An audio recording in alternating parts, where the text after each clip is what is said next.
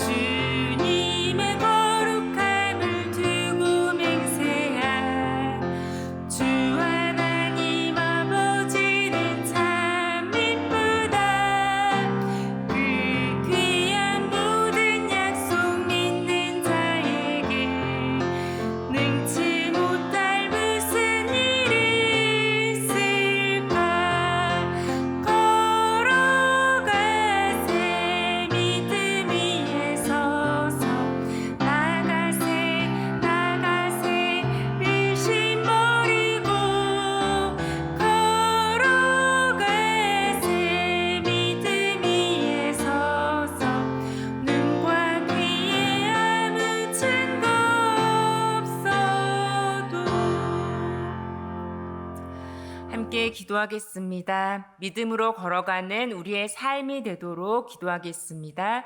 두 번째로 교회를 위해 기도하겠습니다.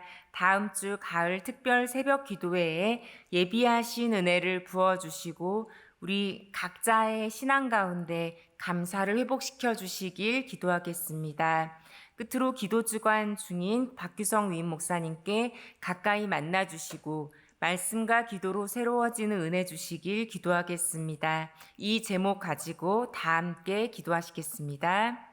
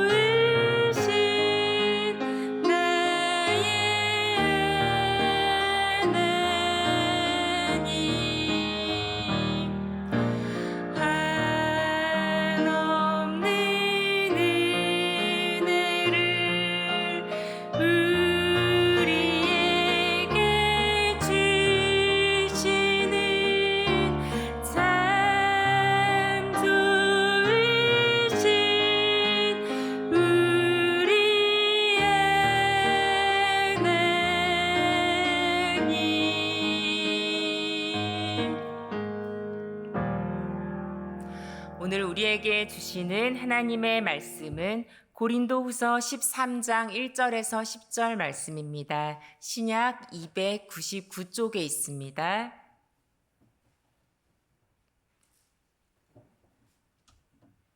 교독하시겠습니다. 제가 먼저 1절 말씀을 봉독합니다. 내가 이제 세 번째 너희에게 가리니 두세 증인의 입으로 말마다 확정하리라.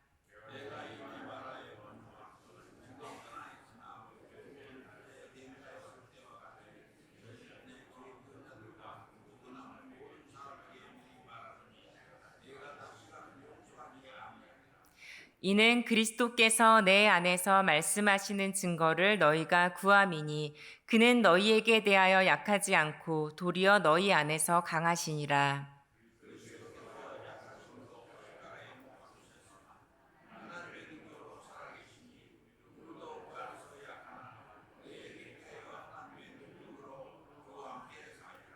너희는 믿음 안에 있는가 너희 자신을 시험하고 너희 자신을 확증하라. 예수 그리스도께서 너희 안에 계신 줄을 너희가 스스로 알지 못하느냐? 그렇지 않으면 너희는 버림받은 자니라.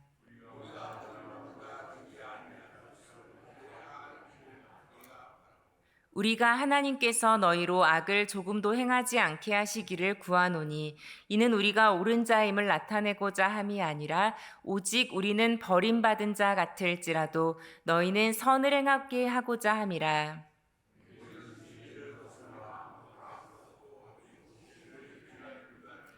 우리가 약할 때에 너희가 강한 것을 기뻐하고 또 이것을 위하여 구하니 곧 너희가 온전하게 되는 것이라.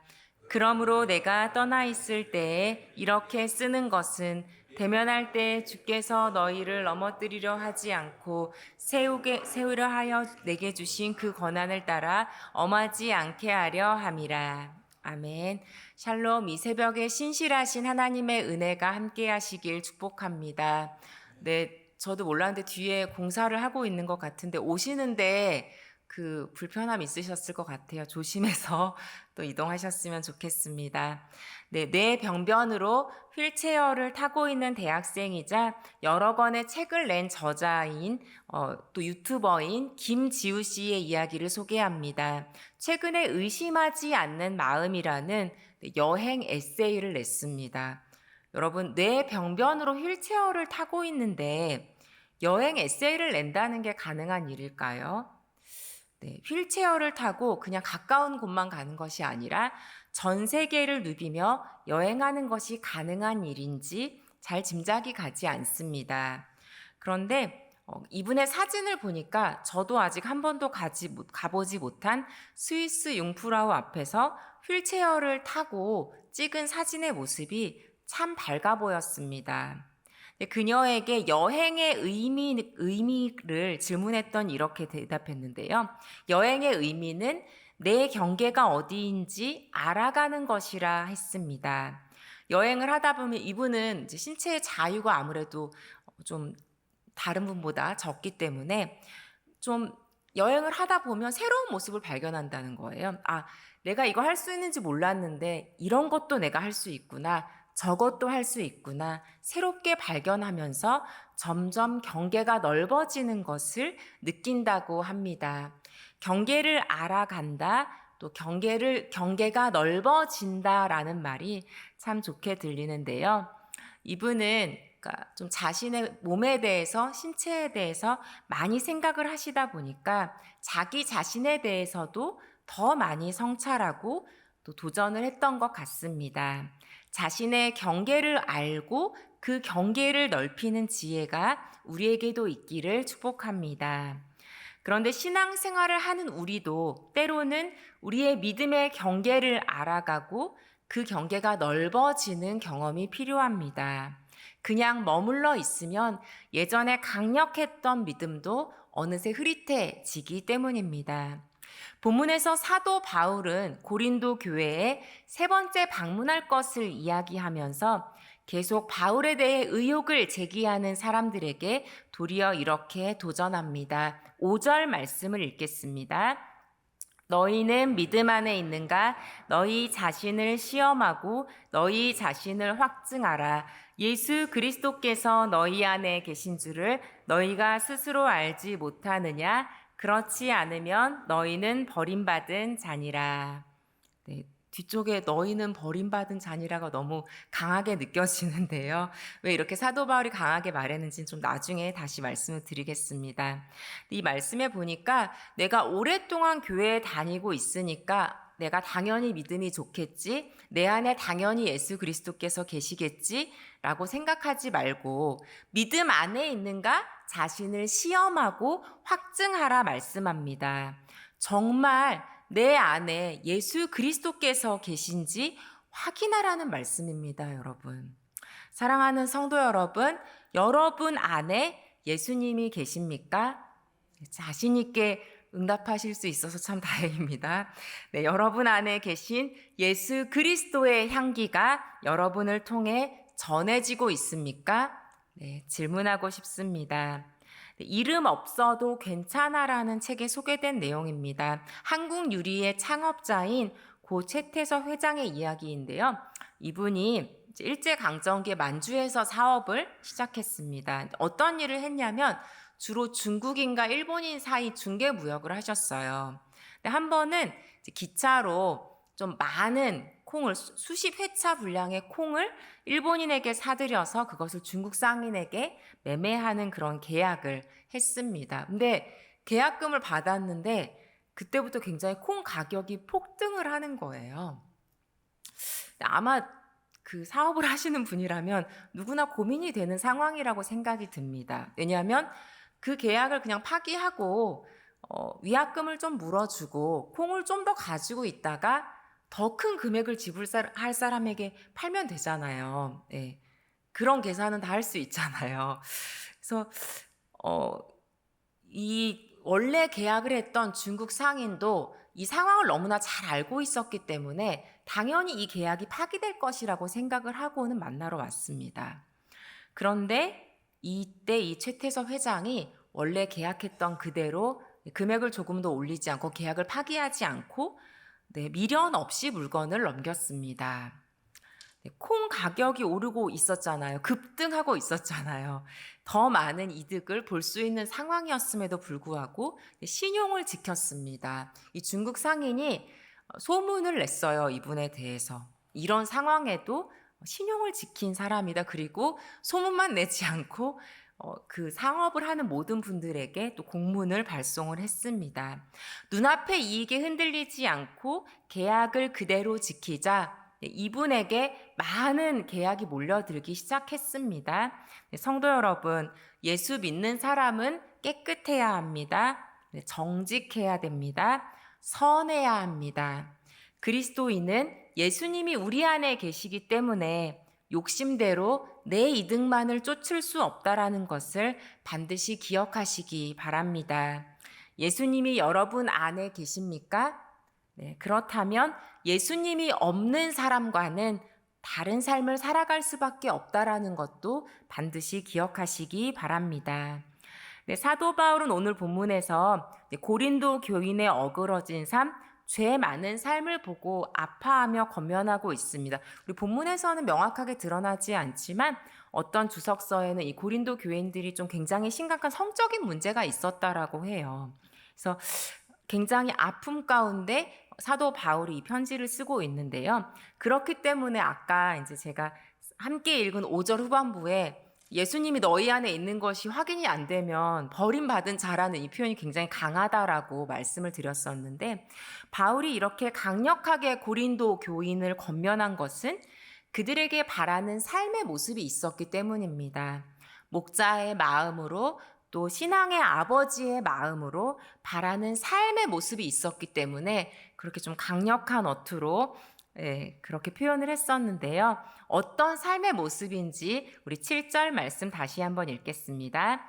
우리가 하나님께서 너희로 악을 조금도 행하지 않게 하시기를 구하노니 이는 우리가 옳은 자임을 나타내고자 함이 아니라 오직 우리는 버림받은 자 같을지라도 너희는 선을 행하게 하고자 함이라.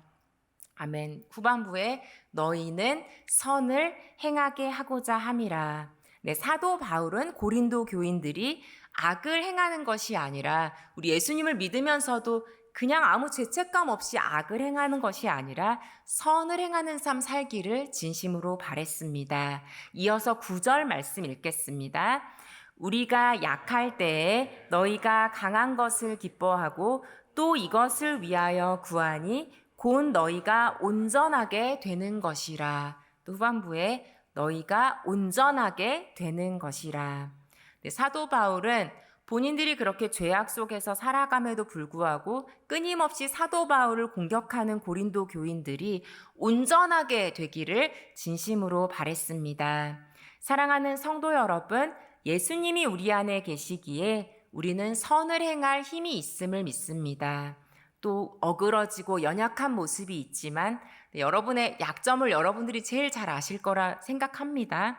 그렇지만 온전하게 될 줄 믿습니다. 어제보다 더 선하고 온전한 삶으로 예수 믿는 사람답게 살아내며 하나님 아버지의 마음을 시원하게 해드리기를 소망합니다. 네, 여러분 아마 이런 질문이 드실 거예요.